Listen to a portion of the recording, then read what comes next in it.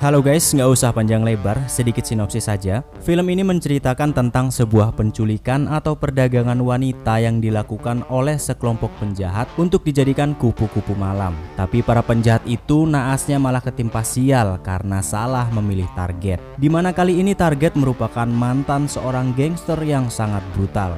Para penjahat itu pun harus berakhir babak belur karena telah menculik istri dari mantan gangster itu. Filmnya sudah dipastikan seru bingit, jadi langsung aja dipantengin ya guys ya. Dan ini dia Unstoppable. Film dimulai di sebuah pasar dengan MC kita yang bernama Kang Dong Chul, yang saat itu menjadi kuli pasar atau lebih tepatnya kurir di pasar yang mengantarkan seluruh permintaan para pedagang di pasar itu.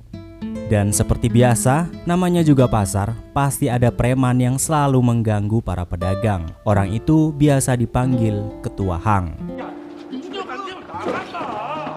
Ketua Hang ini juga punya banyak sekali hutang dengan Dong Chul yang belum dibayarkan atas jasa pengirimannya selama berbulan-bulan. Tapi Dong Chul masih bisa bersabar menunggu itikat baik Ketua Hang untuk membayarnya. Dan saat itu Dong Chul mendapatkan sebuah telepon dari seorang kenalan lamanya yang mengajaknya untuk berbisnis atau berinvestasi pada seekor kepiting raja. Yang digadang-gadang apabila Dong Chul mau berinvestasi pada kepiting raja, maka dijamin dalam sekejap saja ia akan menjadi orang yang sangat sukses. 제가 어렵게 구한 거니까 좀 잘 좀 부탁드리겠습니다. 뭐 안시할래도 되죠. 예, 확실히 넣었습니다. 걱정하지 마. 잘 될 거야. 네, 고맙습니다. 형 고맙습니다. Singkat cerita, setelah selesai bekerja, Dong Chul pun menjemput istrinya yang bernama Jisoo untuk pulang bersama. Dong Chul pun tak enak hati ingin memberitahukan dia yang sudah menginvestasikan seluruh uangnya pada kepiting raja. Karena saat itu keuangan mereka benar-benar sangat sulit. Bahkan hutang-hutang mereka juga sudah menunggak. Karena Jisoo sepertinya tidak suka jika Dong Chul bermain investasi dan sejenisnya karena keuangan mereka yang benar-benar sangat sekarat, lantas ia pun tidak jadi memberitahukan istrinya Jisoo. 내가 지금 뭐 이런 킹크랩 이런 거 할. 아무튼 킹크랩이고 뭐고 절대 안 돼. 알았어. 밥 먹. Beralih ke tempat lain, di mana kita akan melihat pemeran antagonis di film ini atau seorang penjahatnya yang bernama Ji-tae. Kala itu Ji-tae sedang berada di sebuah apartemen untuk menghampiri seorang pria paruh baya yang dimana tujuan Ji-tae adalah untuk menagih hutang kepada si bapak ini. Namun karena bapak tua ini belum mempunyai uang untuk membayar seluruh hutang-hutangnya, lantas Ji-tae pun tidak pakai basa-basi untuk segera menghabisi si bapak tua itu dengan cara yang sangat sadis. 긴장하지 마. 괜찮아. 나 이런 거 많이 해봤어. 야, 꽉 잡아. 한 방에 안 뒤지면 뒤질 때까지 참아. Namun saat seketika Ji-tae akan menghabisi si bapak tua ini, tiba-tiba anak perempuan semata wayangnya pun pulang dan melihat mereka yang sedang menyiksa ayahnya. Karena Ji-tae yang melihat si bapak ini mempunyai anak perempuan yang cantik, lantas ia pun mengurungkan niatnya untuk menghabisi ayahnya. Ji-tae pun membawa anaknya sebagai pertukaran atas hutang-hutang si bapak tua itu. Dan ketika kelompok Ji-tae pulang dari rumah si bapak tua tadi sambil membawa putrinya yang telah dibius pingsan, tidak sengaja anak buah Ji-tae malah menabrak mobil dari Kang Dong Chul. Dong Chul pun turun dari mobilnya tapi tidak untuk meminta ganti rugi. Dia hanya meminta mereka untuk bersedia turun untuk difoto dan membuat laporan sebagai klaim garansi mobilnya secara baik-baik. Namun anak buah Ji-tae malah melemparkan beberapa lembar uang kepada Dong Chul untuk mengganti kerusakan mobilnya. Jisoo yang melihat suaminya diperlakukan seperti itu pun tidak terima. Lantas ia turun dari mobil dan memaki-maki anak buah Ji-tae. Ji-tae yang melihat istri Dong Chul memaki-maki anak buahnya pun turun. Bukan untuk menyela Jisoo, melainkan untuk menghajar anak buahnya. Ji-tae pun meminta maaf atas perlakuan tidak sopan anak buahnya itu kepada Dong Chul. Tapi sepertinya Ji-tae malah tertarik dengan istri Dong Chul.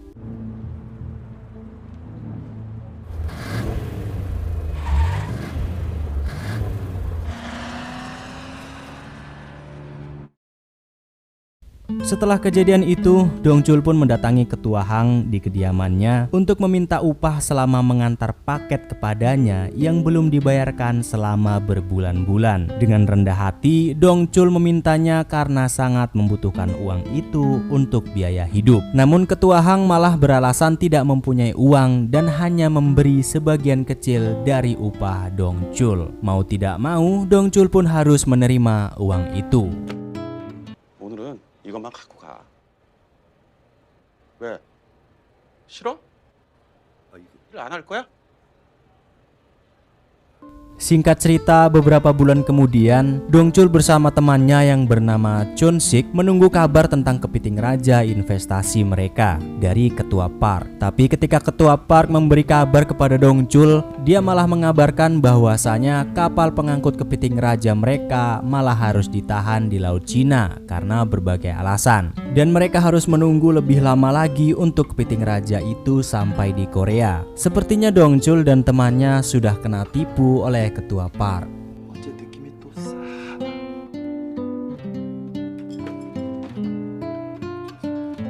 Malam harinya, Dongchul mengajak Jisoo untuk pergi makan malam di sebuah restoran yang terlihat sangat mahal untuk merayakan ulang tahun pernikahan mereka. Di sana Dongchul memesan seekor kepiting raja. Tapi ketika Dongchul hendak menyuapi Jisoo, Jisoo malah tiba-tiba membahas perceraian. Ternyata keadaan ekonomi mereka benar-benar sangat sulit saat ini. Bahkan properti mereka akan disita oleh bank. Untuk membayar uang kontrakan bulan depan pun mereka sudah bingung. Itulah kenapa Jisoo memikirkan untuk bercerai dengan Dongchul. 안 돼, 하여튼 안 돼. 그럼 어떡해.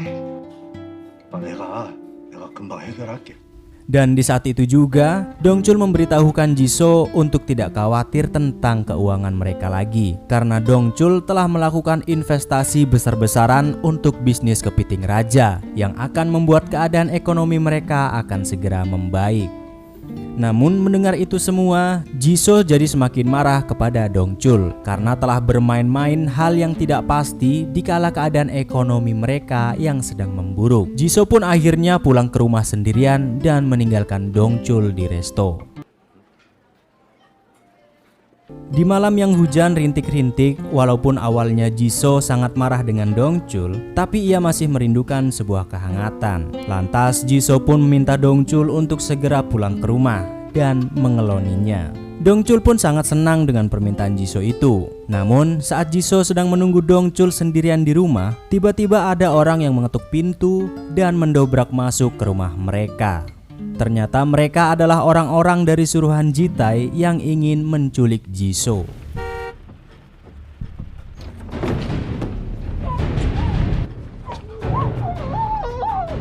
Setibanya Dongchul di rumah, ia pun sangat terkejut akan keadaan rumahnya yang sudah berantakan dan melihat jendela rumahnya yang sudah jebol. Dongchul pun lantas panik dan mencari Jisoo kemana-mana, namun tidak kunjung menemukannya. Lantas Dongchul pun langsung melaporkan penculikan istrinya itu ke pihak kepolisian. Namun sayang, polisi tidak bisa menemukan bukti apa-apa karena ternyata CCTV di sekitar area itu sudah disabotase sebelum mereka menculik Jisoo. Namun tidak disangka, tiba-tiba Jitai sendiri langsung menelpon Dongchul saat ia masih berada di kantor polisi. Ia mengatakan agar tidak melanjutkan laporannya atau ia akan membunuh Jisoo. Jitai pun melakukan penawaran untuk mereka bisa bertemu secara langsung dan membicarakan semuanya. 2시까지 거기로 와. 조용히 단둘이. Keesokan harinya, Dongchul pun pergi ke sebuah restoran belut untuk bertemu dengan Jitai di sana. Namun ia menunggu selama berjam-jam, bahkan Jitai pun tidak kunjung muncul. Hingga seketika handphone yang terletak sedari tadi di meja Dongchul pun berbunyi. Ternyata Jitai beralasan tidak bisa menemuinya hari ini dan malah menawarkan sebuah uang yang sangat banyak di dalam tas yang ada di depan Dongchul. Ternyata uang itu adalah pertukaran atau bayaran untuk istrinya Jisoo agar Dongchul tidak merasa dirugikan karena Jitai telah mengambil istrinya. 생각해봐. 뭐 그 돈이나 뭐 이 돈이나 난 네 마누라, 넌 내 돈.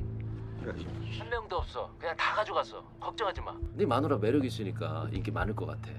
오케이? Dongchul pun melaporkan kembali kejadian itu ke pihak kepolisian sekaligus membawa uang yang diberikan Ji-tae untuk menebus istrinya tadi sebagai barang bukti. Setiap hari Dongchul bolak-balik ke kantor polisi untuk melihat perkembangan kasus penculikan Ji-so. Namun pihak kepolisian bahkan tidak bisa berbuat banyak untuk menemukan Ji-so. Karena Dongchul sudah merasa putus asa dengan pihak kepolisian, ia pun meminta bantuan temannya Chun-sik untuk menghubungi kenalannya yang sangat terkenal bisa menuntaskan masalah apa saja, bahkan yang sulit sekalipun. Tapi orang itu hanya mau bergerak apabila ia dibayar dengan bayaran yang cukup tinggi. 아 그러니까 돈은 왜 다 검사장 그 형 돈으로 움직이는 사람이야. Dan di sini kita akan melihat sosok Dongchul yang sesungguhnya, di mana Dongchul pun akhirnya pergi ke tempat ketua Hang untuk meminta seluruh uang upahnya selama ini yang masih tidak kunjung dibayarkan, dengan sorotan mata yang sangat tajam. 내가 좀 급. Dongchul pun akhirnya memporak-porandakan tempat itu dan menghajar seluruh anak buah ketua Hang agar ia bisa mendapatkan semua uangnya dan tak tertinggal sepeser pun.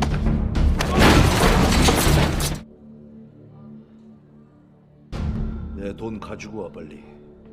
Setelah mendapatkan semua uangnya, Dongchul bersama Chun-sik pergi menemui orang yang bisa menemukan Ji-so. Kita sebut saja si detektif.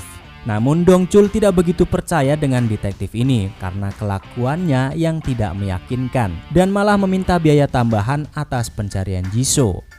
Dongchul pun memberikan waktu 1 hari agar si detektif ini bisa menemukan Ji-so, kalau tidak kontrak mereka akan batal. 그럼 내일까지입니다. 까지 찾을 수 있겠어요? 내일까지요? Keesokan harinya, sang detektif itu ternyata sudah bisa menemukan bukti-bukti siapa saja yang terlibat atas penculikan Ji-so. Mereka semua pun langsung menuju ke rumah pelaku yang diduga bersekongkol dengan Ji-tae. Namun sampai di sana, ternyata orang itu hanyalah suruhan Ji-tae yang membawakan uang ke restoran belut tempo hari dan bukan termasuk anak buah Ji-tae. Lantas Dongchul pun bertanya seluruh informasi yang ia tahu untuk bisa segera menemukan Ji-tae dan Ji-so. Mereka pun langsung bergegas menuju sebuah tempat yang ditunjukkan oleh orang suruhan Ji-tae tadi. Informasinya, di sanalah ia menjual nomor polisi mobilnya. Ternyata bangunan kosong itu adalah kamuflase dari sebuah bar kecil dan tempat judi sebagai penjualan nomor polisi ilegal. Dongchul pun tanpa basa-basi masuk ke tempat itu dan langsung menanyakan informasi orang yang telah membeli nomor polisi dari mobil orang suruhannya tadi. 형사님들이세요? 아니. 야 됐고 들어가가지고 장부 좀 가지고. 아, 나 이런 미친. 아. Ya, karena mereka memang benar-benar langsung terus terang, tentu pemilik tempat itu pun langsung menyuruh anak buahnya untuk menghabisi mereka semua. Namun ternyata Dongchul tidak gentar sedikit pun dan malah menumbangkan seluruh preman yang ada di sana.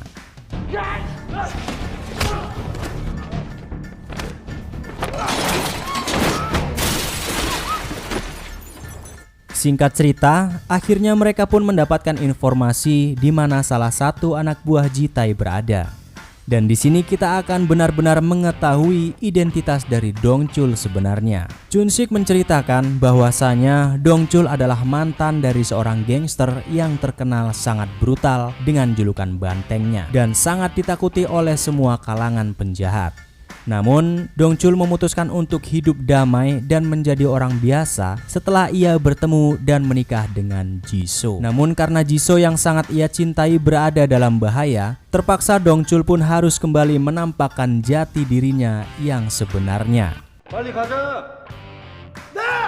Beberapa hari kemudian, sang detektif itu kembali menemukan orang atau bukti-bukti untuk menguak siapa sebenarnya Ji-tae dan di mana posisi mereka berada. Mereka menemukan seorang pria yang dahulu juga mengalami nasib yang serupa dengan Dongchul, di mana istrinya diculik oleh Ji-tae. Lantas pria itu pun mengatakan yang sebenarnya tentang Ji-tae, bahwa dia adalah jenis orang gila yang sangat terobsesi dengan perdagangan wanita untuk dijadikan kupu-kupu malam di bawah kendali. dirinya, di mana Jitai selalu menculik perempuan yang rata-rata mempunyai masalah keuangan dalam keluarga mereka. Dan ia pun menebus atau membayar semua orang yang telah ia ambil istri atau keluarganya sebagai kompensasi. Dan rata-rata mereka semua pasti menerima uang itu sebagai kompensasi atas istri dan anak-anak perempuan mereka.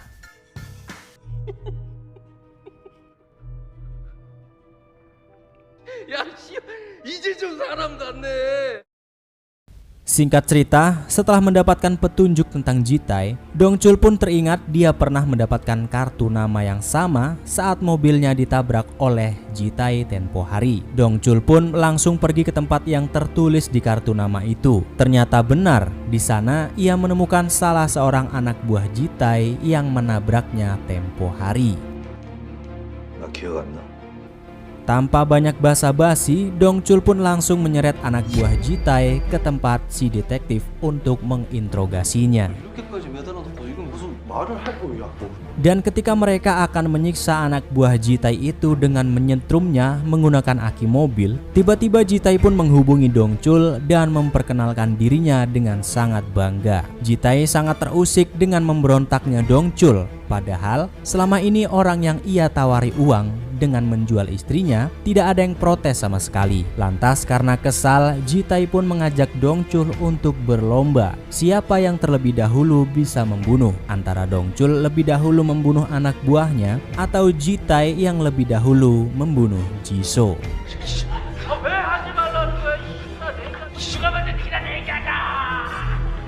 Karena tidak mau kehilangan Jisoo, mau tidak mau Dongchul pun mengikuti permainan Jitai dan berhasil terlebih dahulu membunuh anak buah Jitai sebelum Jisoo yang tewas.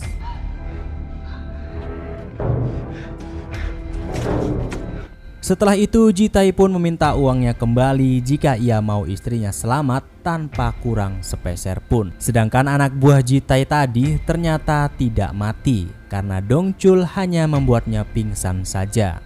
Lantas anak buah Jitai pun memberitahukan semua yang ia tahu kepada Dongchul, bahwa benar selama ini Jitai selalu menculik wanita-wanita yang ia anggap bisa menghasilkan uang sangat banyak untuknya. Tidak peduli keadaan wanita itu seperti apa, dan Jitai juga selalu memberi kompensasi kepada pihak keluarga mereka.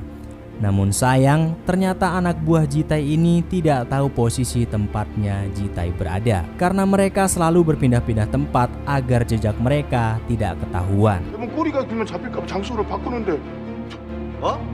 진짜예요. Karena Dongchul berniat mengambil Jisoo istrinya dalam keadaan sehat walafiat, dengan terpaksa ia pun harus mengambil atau mencuri uang dari Jitai di kantor polisi yang tempo hari telah dijadikan sebagai barang bukti. Dongchul pun mengikuti rencana dari si detektif itu agar berhasil mengambil uang di kantor polisi tanpa ketahuan. Chun-sik dan detektif itu pun menyamar sebagai kejaksaan negeri untuk bisa mengambil uang itu. Namun ternyata usaha mereka tidak mudah dan hampir saja ketahuan. Dongchul pun membuat sebuah keributan di luar kantor polisi untuk mengalihkan perhatian seluruh orang yang ada di sana, sehingga mereka bisa membawa uang itu dari kantor polisi.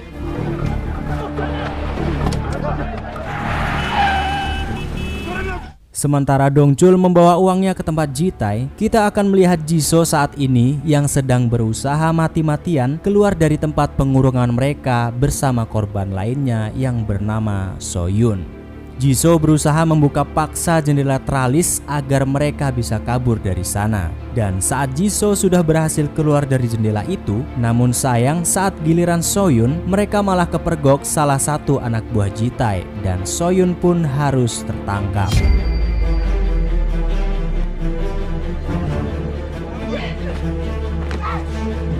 Jisoo pun berusaha kabur dari tempat itu dengan memberhentikan taksi yang sedang lewat. Jisoo berusaha mencapai kantor kepolisian sebelum Jitai berhasil mengejarnya. Namun naas, tepat di depan kantor polisi, Jisoo malah harus kembali tertangkap oleh Jitai yang sudah terlebih dahulu sampai di sana.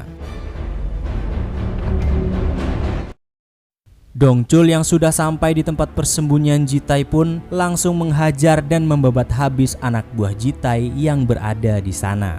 Sementara Chun Sik dan detektif itu menyelamatkan para wanita-wanita yang akan dipindahkan oleh anak buah Ji Tae.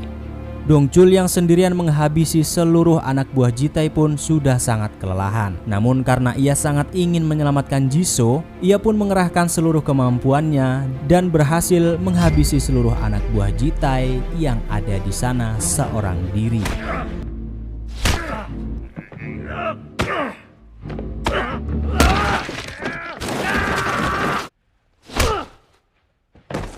Akhirnya pihak kepolisian pun berhasil menyusul mereka dan menyelamatkan para wanita yang diculik oleh Ji Tae di sana. Sementara itu, Dong Chul masih terus mencari Jisoo yang berhasil ditangkap kembali oleh Ji Tae. Tidak sengaja, Dong Chul pun berpapasan dengan Ji Tae di tengah jalan. Dan tanpa basa-basi, Dong Chul pun langsung mengejar Ji Tae kala itu hingga terjadilah kejar-kejaran yang sangat panjang di antara mereka.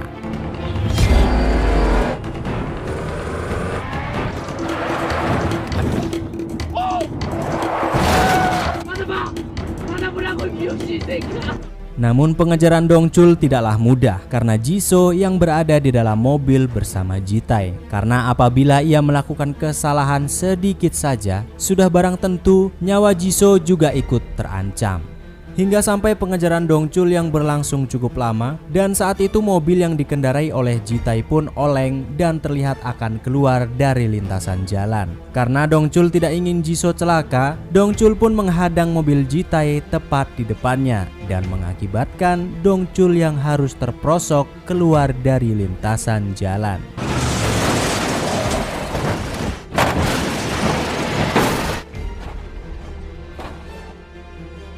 Melihat mobil Dong Chul yang sudah sangat ringsek, Ji Tae pun menghampiri Dong Chul karena mengira Dong Chul sudah sekarat. Tapi ternyata Dong Chul masih sehat walafiat dan berhasil menghajar si Ji Tae sampai ia puas. Ji Tae pun akhirnya terkapar tidak berdaya karena telah bermain-main dengan Dong Chul.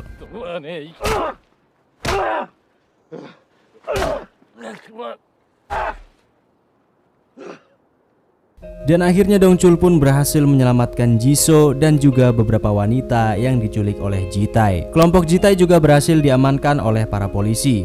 Dong Chul pun dianggap sebagai pahlawan karena telah membongkar kedok dari bisnis perdagangan manusia itu. Lalu beberapa bulan kemudian, kapal yang mengangkut kepiting raja investasi Dong Chul dan temannya pun sudah mendarat di Korea. Ternyata investasi kepiting raja itu benar-benar ada. Berkat investasi itu pun ekonomi Dong Chul kini benar-benar sudah sangat membaik. Bahkan kini Dong Chul memiliki sebuah restoran sendiri untuk Jisoo dan dirinya. Begitulah akhir dari film yang diperankan oleh Ma Dong Seok kali ini. Dan film pun tamat.